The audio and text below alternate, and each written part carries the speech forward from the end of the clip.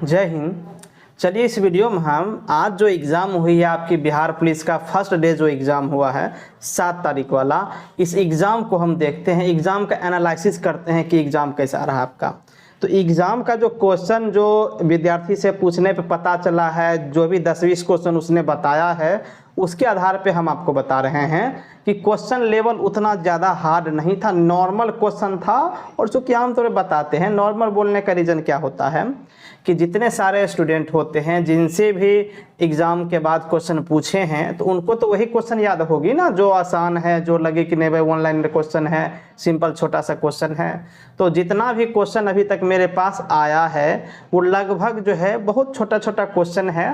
तो question level उतना ज़्यादा भारी नहीं था और नॉर्मल क्वेश्चन बोल लीजिए इसको। जो पढ़ने लिखने वाले स्टूडेंट हैं वो आसानी से वो 60+ आराम से जा सकते हैं, क्वेश्चन लेवल के अनुसार हम बोल रहे हैं। अब इस बात को लेकर के कई सारे लड़के कमेंट कर सकते हैं कि सर 60 कैसे बोल दिया आप, 60 क्वेश्चन तो होगा ही नहीं, उतना बहुत ज़्यादा भारी क्वेश्चन था, आप कभी निकाले होते तो बताते। ऐसा कई के मन में ऐसा सवाल होता होगा। तो दोस्तों मैं बता दूं, जान भी रहे होंगे कि मैंने 6 बार बिहार पुलिस निकाला हुआ है रिटन एग्ज़ाम, उसके बाद मैं कभी कुछ आगे बढ़ा नहीं। फिलहाल मैं भी काउंसलिंग ऑफिसर के पद पे कार्यरत हूं। टाइम नहीं मिल पाता है, इसलिए आप देख पा रहे होंगे कि पिछले 1-1.5 साल से हम जो है वीडियो नहीं बना पा रहे हैं। ठीक है, कभी कोशिश करते हैं बीच में आकर के कि आप लोगों का सहयोग करें, मार्गदर्शन करें, लेकिन एक्चुअल में हो नहीं पाता है टाइम मैनेजमेंट के कारण। आज ऑफिस से जल्दी आए हैं तो सोचे चलिए एग्ज़ाम भी है आपकी, तो आज एग्ज़ाम के बारे में कुछ बातचीत कर लें। और कई सारे स्टूडेंट से हमने बात भी किया है इस बारे में कि एग्ज़ाम का रिव्यू कीजिए कैसा रहा। तो सबों ने बताया सर ठीक ठाक रहा, अच्छा खासा बन गया है, कोई दिक्कत नहीं है। आगे भी यदि कुछ धांधली वगैरह नहीं होती है तो फिर रिजल्ट बन जाएगा। कईयों ने बोला कि बन जाएगा, कईयों ने बोला कि सर हम तो पढ़ना ही छोड़ दिए थे। इस तरह की बातें होती रही हैं।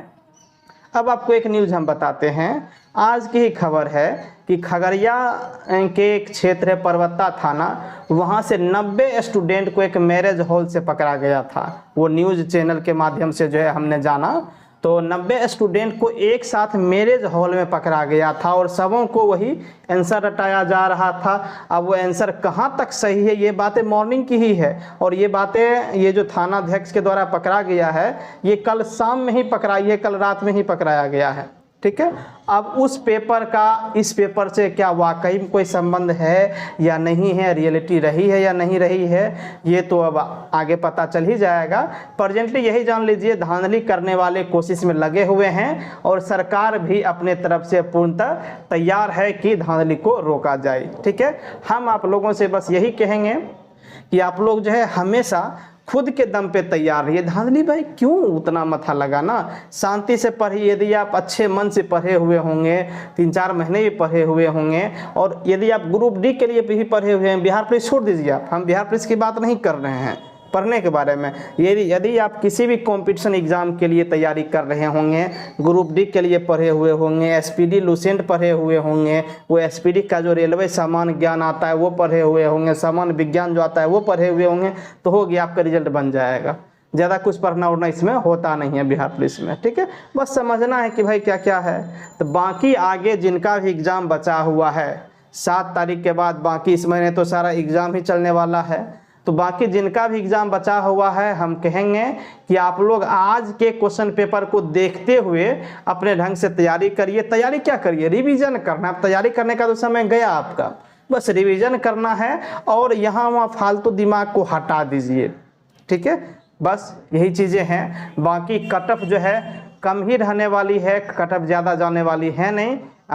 देखिए कम का मतलब ऐसा नहीं कि बिल्कुल ही कम चल जाएगी, क्वेश्चन ज़्यादा भी आसान नहीं था, लेकिन आसान ही बोल लीजिए। बाकी और शिफ्ट को देखेंगे और शिफ्ट को देखने के बाद फिर ये डिसाइड होगा कि जो है कटअप कितना रहने वाला है। ठीक है, अब एक बात और क्लियर हम करेंगे यहाँ पे, जो कि जान रहे होंगे कि CSBC को किसी एक शिफ्ट से कोई मतलब नहीं है। ठीक है, या सभी शिफ्ट से ऐसा कुछ भी नहीं है, उसको केवल नंबर ऑफ कैंडिडेट से मतलब है। चाहे उसको एक शिफ्ट से हो जाए, 2 शिफ्ट से हो जाए, या सभी शिफ्ट से थोड़ा थोड़ा हो जाए, ये चीज़ें हैं। यदि किसी शिफ्ट में, यदि किसी डेट में एग्ज़ाम क्वेश्चन आसान हो गया तो उस डेट के कैंडिडेट का सिलेक्शन ज़्यादा हो जाएगा। किसी डेट में यदि जो है क्वेश्चन पेपर हार्ड हो गया तो फिर हार्ड हो गया तो समझ लीजिए कि उस डेट के जो कैंडिडेट है उनका सिलेक्शन कम हो जाएगा, क्योंकि CSBC को केवल कटअप से मतलब है कि यदि आप वो कटअप पार कर रहे हैं तो आप क्वालिफाइंग हो जाएंगे। यही चीज़ें हैं। तो चलिए बाकी और जो भी सवाल है आप हमसे पूछिए, हम बताएंगे, कमेंट में बताएंगे, नेक्स्ट वीडियो में ज़रूर बताएंगे। चलिए ठीक है, थैंक यू।